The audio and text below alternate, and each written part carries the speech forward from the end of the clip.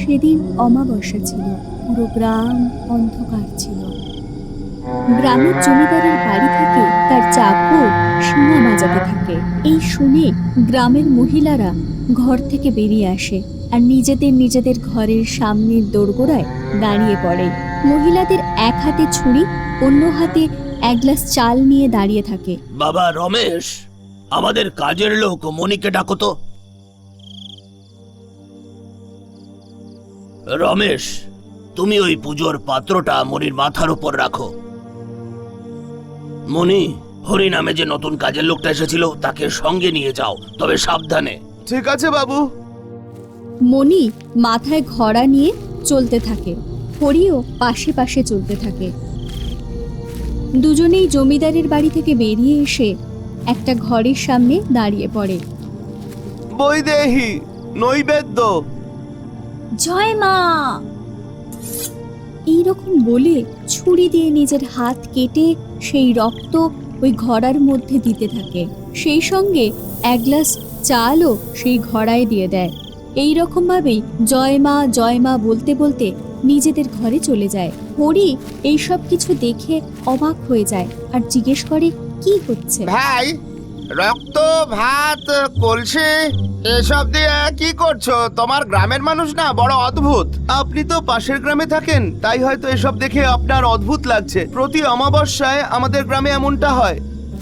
হরি আর মণি দুজনেই গ্রামের বাড়ি বাড়ি ঘুরে যে চাল আর রক্ত সংগ্রহ করেছিল সেই সমস্তটা নিয়ে তারা গ্রামের এক প্রান্তে একটা শীর্ণ মন্দিরে রেখে একবারও পেছন দিকে না তাকিয়ে সেখান থেকে চলে আসে। এরপর তারা জমিদারের বাড়ি চলে যায়। সমস্ত গ্রামের বাকি ঘরগুলো আলো বন্ধ করে দেয়। ভূতের মন্দিরের সামনে রাখা ঘোড়াটা ঝনঝন আওয়াজ করতে থাকে। এরপর সেখান থেকে প্রচন্ড আওয়াজ আসতে থাকে। প্রচন্ড জোরে কারা যেন সেইখান থেকে চিৎকার করছে।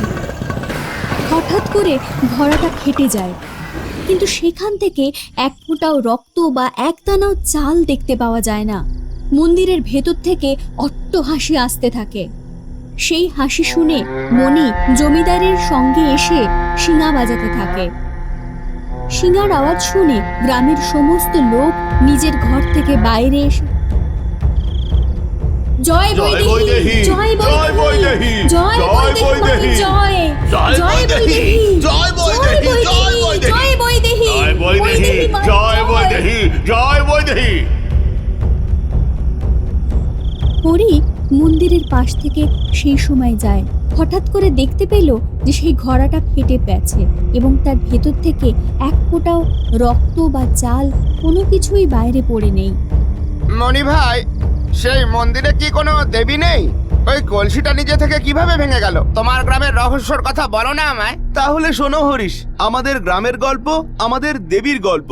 আমাদের গ্রামের নাম বনপুরাম। গ্রামের কারোর যদি কোনো কিছু অসুবিধা হয় তাহলে তাকে পাশের গ্রামে জঙ্গল পেরিয়ে তবে যেতে হয়, কারণ এছাড়া কোনো উপায় নেই। আর সেই গ্রামের ভেতরেই বৈদেহী নামে এক মহিলা থাকেন। ছোটবেলা থেকেই বৈদেহী বনদেবীর মন্দিরে পুজো করতেন।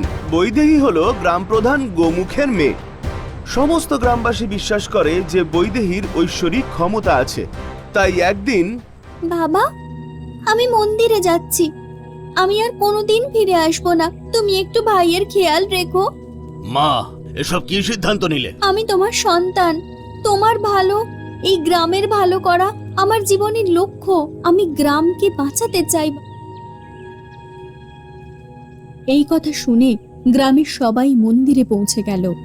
মেয়ে বৈদেহী বাড়ি ছেড়ে চলে গেল কেন? আজ থেকে আপনারা সবাই খুব সাবধানে থাকবেন। আমাদের গ্রাম কিন্তু খুব বিপজ্জনক অবস্থায় আছে।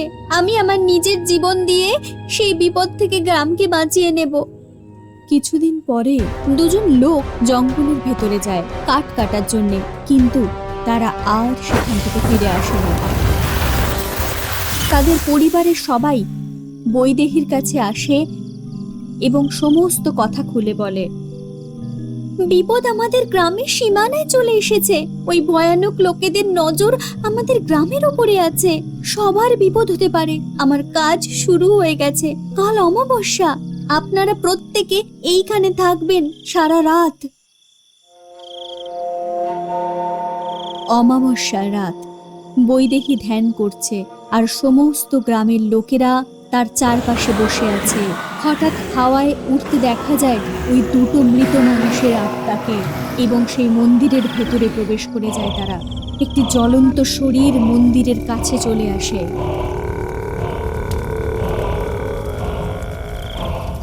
কাপালিকা, এই গ্রামেই তোমাকে আমি শেষ করে দেব, দেখো আমি কি করি।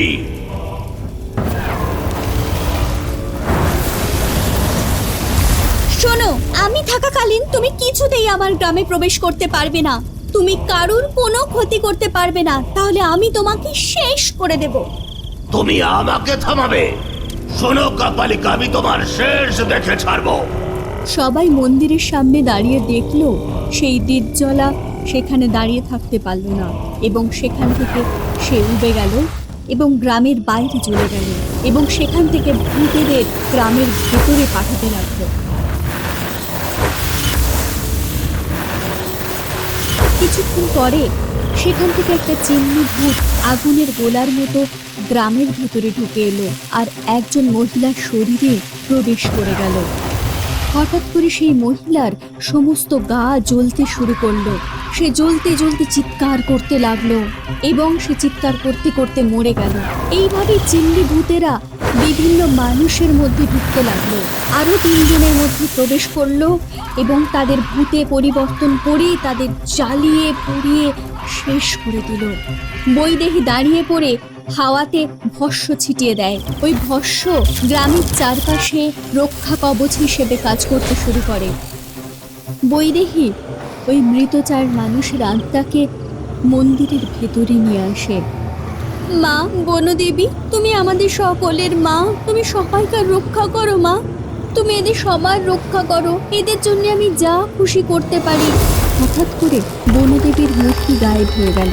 প্রদীপের শিখার মতো এসে বৈদেহীর মাথায় প্রবেশ করল। মন্দির থেকে বাইরে এসে, আমি চলে যাচ্ছি, কিন্তু আমি তোমাদের সাথেই থাকবো। অমাবস্যা রাত্রিরে এসে আমি সব বলবো কি কি করতে হবে।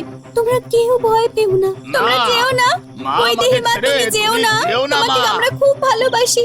এইরকম ভাবেই সবাইকার চোখের সামনে বৈদেহী গ্রাম থেকে বেরিয়ে দ্বিজলা যেখানে ছিল গ্রামের সীমানার কাছে এসে পৌঁছলো। তুমি নিজেই এসেছো? গ্রামের লোকেদের ছেড়ে দাও, ওদের কোনো ক্ষতি তুমি করতে পারবে না। তাহলে তোমার প্রাণ আমাকে দাও, তবে বনদেবতার আশীর্বাদে তোমাকে মেরে যা পাবো তা তোমার সমস্ত গ্রামবাসীকে মেরেও আমি সেই শক্তি পাবো না। দ্বিজলা, তুমি আমাকে মেরে ফেলো।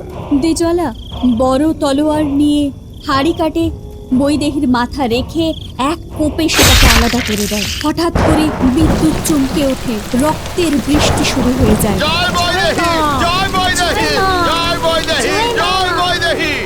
বৈদেহীর আত্মা একটা প্রদীপের শিখার মতো সকলের চোখের সামনে দিয়ে মন্দিরে প্রবেশ করে। দ্বিজলা গ্রামে প্রবেশ করে, আগামী অমাবস্যায় এই গ্রামটা আমার হবে, তাই চলে যাও সবাই, নইলে আমার হাতে সবাই মারা পড়বে। পরের দিন সকালে সবাই উদাস হয়ে মন্দিরের বাইরে বসেছিল। তখন গ্রামের সীমানা থেকে হঠাৎ একজন সাধু বাবাকে আসতে দেখে সবাই অবাক হয়ে যায়। একজন তেজস্বী ঋষি তাদের দিকে এগিয়ে আসতে থাকে। পুরোহিত মশাই, আপনাকে দেখে বড় ধৈর্যবান মনে হচ্ছে, তাই জানতে চাইছি পুরোহিত মশাই আপনি কে? আমার নাম দিকান্তি। শত শত বছর আগে জলকারিণী নামে এক দেবী থাকতেন। ধীরে ধীরে তার নাম বদলে হয়ে গেল বনদেবী। সেই তান্ত্রিক যজ্ঞের মাধ্যমে নরবলি দিয়ে সমস্ত ক্ষমতা লাভ করার চেষ্টা করেছিলেন, যেটা কিনা শুধু মনুষ্য শক্তির দ্বারা, ঐশ্বরিক শক্তির দ্বারা বা শুধু আত্মার শক্তি দ্বারা শেষ হবে না। এই 3টে শক্তি মিলিত হলেই তাকে হত্যা করা যাবে। আসছে অমাবস্যায় আপনাদের শরীরের রক্ত এবং চাল একটি কলসিতে রেখে সেটা ওই মন্দিরে রেখে আসুন।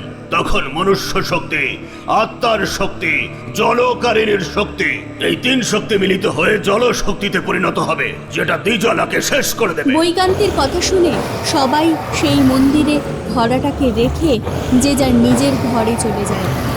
মন্দিরে যে আত্মারা ছিল তারা সেই ঘোড়ার মধ্যে ঢুকে পড়ে। হঠাৎ প্রচণ্ড আওয়াজের সাথে সেই ঘোড়াটা ফেটে যায় আর একটা আগুনের গোলার মতো মন্দিরের বাইরে চলে যায়।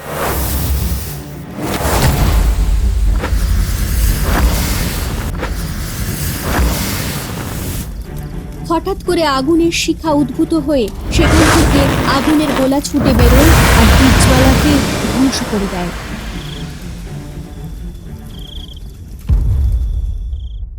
তারপর থেকে আমরা প্রতি অমাবস্যায় এটা করি। ভাই, ওই দ্বিজলা তো শেষ হয়ে গেছে তাই না? তারপরেও এমন করছো কেন? সর্বদা খারাপ জিনিসই শক্তি দেখিয়ে ক্ষতি করার চেষ্টা করে। তাই তো আমরা এই ভৌতিক মন্দির মানব শক্তির দ্বারা আবদ্ধ করে রেখেছি।